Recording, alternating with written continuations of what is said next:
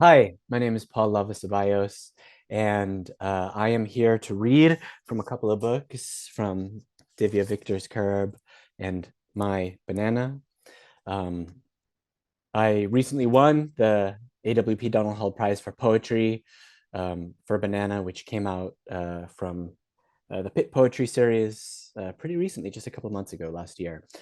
Um, so before I begin, I want to say something about the Poets House. I when I first moved to New York, I went to the old Poets House in Spring Street and was just like wowed by the kind of history that you could feel, the literary history that you could feel in that place.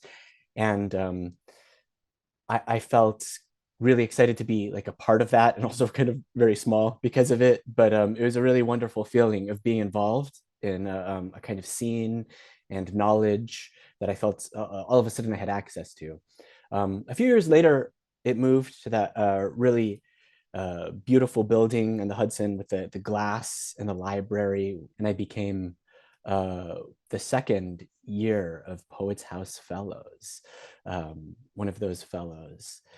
So yeah, Poets House is dear to my heart. Maybe I'll begin with this book, which I wanted to read from Divya Victor's Curb, which came out from Nightboat Books in 2021, because I was just stunned by it. And it's so interesting. I think there are some overlaps with my book too. I say that because I'm trying to like put my book in there next to hers. Um, and it's dealing with anti-South Asian violence, very specifically in the suburbs. It's one of the only books that I've seen where the suburbs is a really strong place. And I think that takes such a big part in the American psyche. I was really excited to see that. There's a lot of documents in there, which my book does too. It's kind of hard to read from because there's these little sections with poems, and the poems build up and they reveal the documents that inspired them as well. But I'll just read one. First Petition by Divya Victor. It is a Thursday, and no one out on this long street looks like your mother. So you go home, wrap yourself in form I-130, knit a nest with a ballpoint pen, limn your ken inside a placeholder, smooth your limbs into a space to beg for a place for your first space, her. Write a name into the petition in thin, improbable syllables. No one calls her by this name in the elsewhere because they know her fish market haggle, pursed tucked at the waist, sorry pleats pulsing like flushed gills. No one except the men who will ask her, "Ma'am, can you name 2 national holidays?" And, "Ma'am, who lived in America before the Europeans arrived?" So you plan it out, letter by letter in letters, your mouth cupped into her cataracts. Ma, just listen and answer. The men who ask, and how she came to know you, if she intends to remain here. And, sir, for how long have you known that Ma was a bowl made for two, brimming beyond any border, red as the arrival of her face 7 years later, a paper apparition drawn closer and closer to you by a cue, unnodding at a frayed horizon in an airport when it is a Thursday, and suddenly she walks through the passport photograph you once stapled at the edge of a petition to anchor her womb to your migrating heart. My book also has a lot of kind of documents in it. The title poem, Banana, is itself a 30-something page collage of source documents, 296 citations, actually, that trace the history of bananas in the Americas. It's kind of long, so I'm not going to read from that. I'll read from a few other poems in here, which I am excited to share with y'all. Nogales Entry, Elegy for Jose Antonio Elena Rodriguez. And this is kind of modeled after an entry in like a dictionary. 1. Salary. Sal, re, sol, salt. Assault wage. Assault rifles for sale online. Real Border Patrol rifles used in action. Wages for sale for real assault. Real sales waged for salt. 2. A border agent has agency, noun plural, border agents, as in boards of agents will border agents. Agent, a person who acts on behalf of. A person who acts on behalf of, to behalf of. 3. The boys.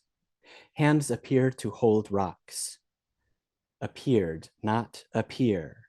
Up here are no rocks to hold. Hold up. Hands appear. Hands. Hold the boy up. And the 3 quotes from that came from gunbroker.com, the Oxford English Dictionary, and the testimony of the accused agent who shot the child through the border fence is found in the Tucson Sentinel, which I have in here. Elegy for Sergio Adrián Hernández Huereca. Sombra sin ramas sin hojas. Incensed, biliary, selvage. Permanent, concrete division.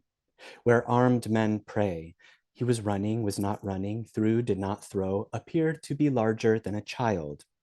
Drainage caught in concrete slough. Fences rot in shapes of rot fences. Que poder es una mirada al cuerpo, boy-shaped body, in permanent fall. For Raymond, fossil, caldera, alma. Que poder es una mira mi cielo, where armed men are paid. Ladies and gentlemen, he was running, not running. He was thought to be. He was claimed. He appeared.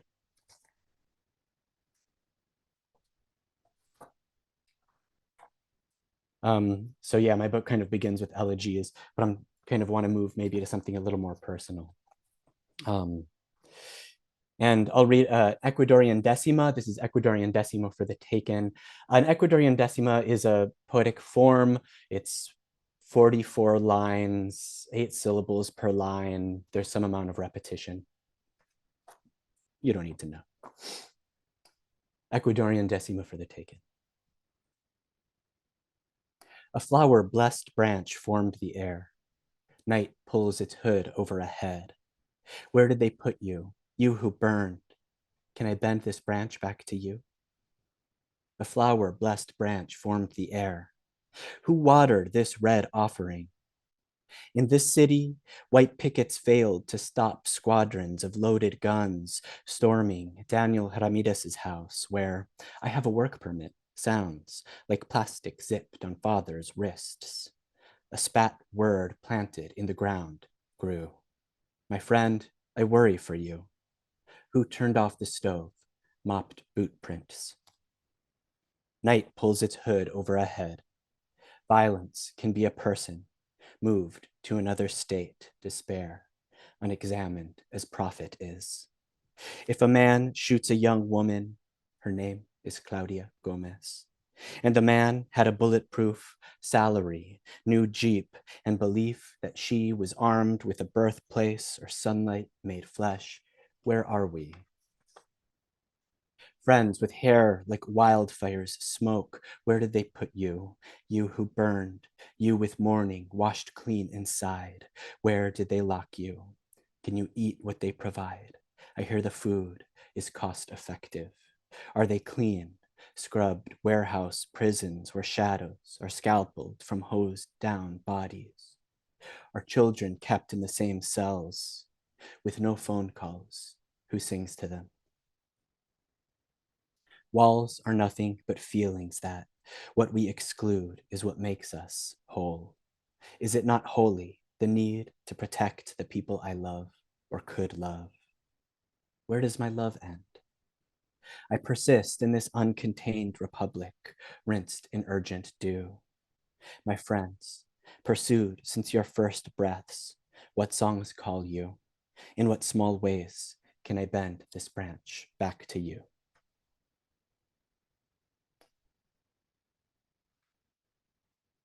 And maybe I'll end,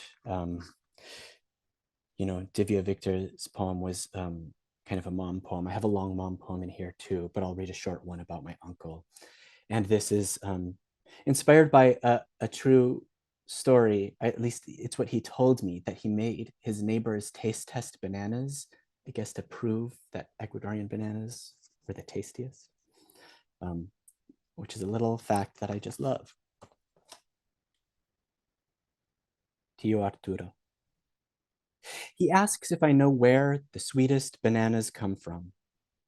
His voice sounds like the person I knew, burnished by hard years. His voice has a desert inside it. His answer is, the sweetest bananas come from our country. His proof is, he made his neighbors taste multiple bananas side by side. He has done this to his neighbors before.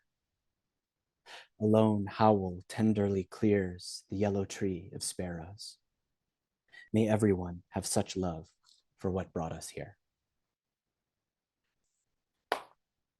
Cool. Thank you very much.